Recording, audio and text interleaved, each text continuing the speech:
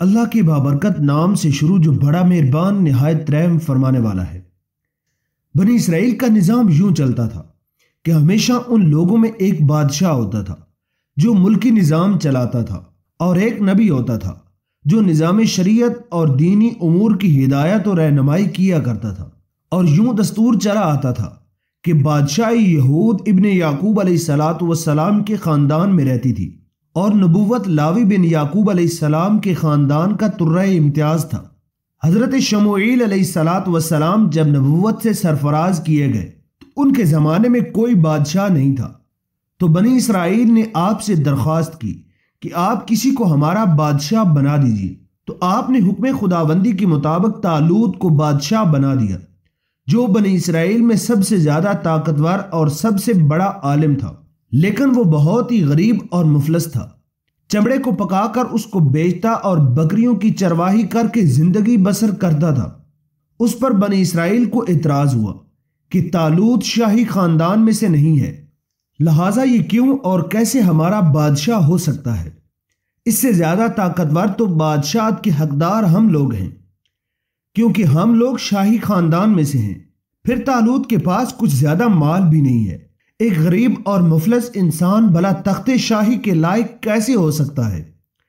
بنی اسرائیل کے اس اعتراض کا جواب دیتے ہوئے حضرت شموئیل علیہ السلام نے یہ تقریر فرمائی، جس کو قرآن حکیم نے یوں بیان کیا ہے، اور فرمایا اسے اللہ تعالیٰ نے تم پر چن لیا ہے اور اسے علم اور جسم میں کشادگی زیادہ دی ہے۔ اللہ تعالیٰ اپنا ملک جسے چاہے عطا فرماتا ہے۔ اللہ تعالیٰ وسعت والا اور علم والا ہے۔ اور ان سے ان کے نبی نے فرمایا کہ اس کی بادشاہی کی نشانی یہ ہے کہ آئے تمہارے پاس تابوت جس میں تمہارے رب کی طرف سے دلوں کا چین ہے۔ چنانچہ تھوڑی ہی دیر بعد 4 فرشتے صندوق لے کر آ گئے اور صندوق کو حضرت شموئیل علیہ السلام کے پاس رکھ دیا۔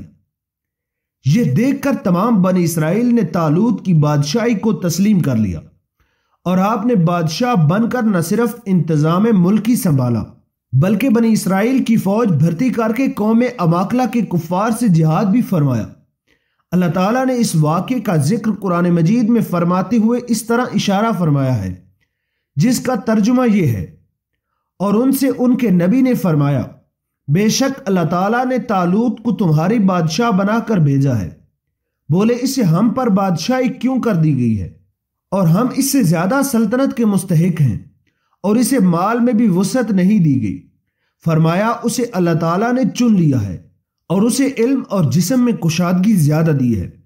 اللہ اپنا ملک جسے چاہتا ہے عطا فرماتا ہے۔ اللہ تعالیٰ وسعت والا اور علم والا ہے۔ اور ان سے ان کے نبی نے فرمایا کہ اس کی بادشاہی کی نشانی یہ ہے کہ آئے تمہارے پاس تابوت جس میں تمہارے رب کی طرف سے دلوں کا چین ہے، اور فرشتے کچھ بچی ہوئی چیزیں حضرت موسیٰ علیہ السلام اور حضرت ہارون علیہ السلام کی، بے شک اس میں بڑی نشانی ہے تمہارے لیے اگر ایمان رکھتے ہو۔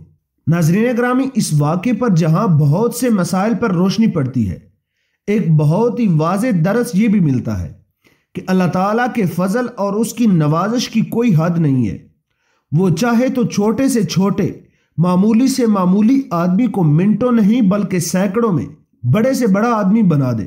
دیکھ لو حضرت طالوت ایک بہت ہی کم درجے کے آدمی تھے، اور اتنے مفلس تھے کہ بکریوں کو چرا کر اور چمڑے کو دبا کر اپنی روزی حاصل کیا کرتے تھے، مگر لمحہ بھر میں اللہ تعالیٰ نے انہیں صاحب تخت و تاج بنا کر بادشاہ بنا دیا۔ اس واقعے سے اور قرآن مجید کی عبارت سے معلوم ہوا کہ جسمانی توانائی اور علم کی وسعت بادشاہی کے لیے مالداری سے زیادہ ضروری ہے، کیونکہ بغیر جسمانی طاقت اور علم کے نظام ملکی کو چلانا اور سلطنت کا انتظام کرنا تقریباً محال اور ناممکن ہے۔ اس سے ظاہر ہوا کہ علم کا درجہ مال سے بہتر اور بلند ہے۔ انہی الفاظ کے ساتھ اجازت چاہتے ہیں، ملتے ہیں ایک نئی اور دلچسپ ویڈیو کے ساتھ۔ امید کرتے ہیں آپ کو ہماری یہ ویڈیو اچھی لگی ہوگی۔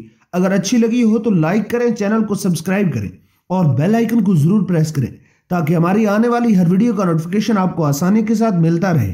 ملتے ہیں ایک نئی اور دلچسپ ویڈیو کے ساتھ، تب تک کے لیے مجھے اجازت دیجیے۔ اللہ حافظ۔